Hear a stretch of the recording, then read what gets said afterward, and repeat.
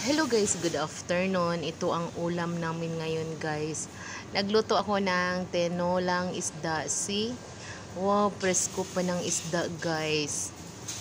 Tingnan nyo guys, ang presko pa talaga ng isda. Nilagyan ko siya ng lemon guys para mawala yung langsa. At maasim-asim yung sabaw niya guys. And then nilagyan ko din siya ng luya. Wow, ang sarap talaga nito guys. And then may marami kasi kaming malunggay dito guys. Bigay ng matanda. Kasi nga alam niya na basta Pinay mahilig sa malunggay. So nung nakita niya doon sa daanan guys, mayroong puno ng malunggay. Kumuha siya ng maraming malunggay guys. Kaya kami naman first time din nakakain ng tinola na may malunggay. So dinamihan namin ng malunggay. Unlimited guys na malunggay. O diba? Halos hindi na makita yung isda.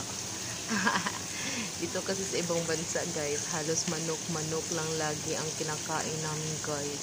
Kaya nga pag makakita kami ng isda, parang ano na guys, nasa ibang planeta na kami. O diba yan, nagpepreto na rin ako ng isda. Ang sarap-sarap din ng isda guys, lalo na pag pag presko yung isda, o diba? See guys, wow, sarap-sarap talaga guys, lalo na yung sabaw niya guys.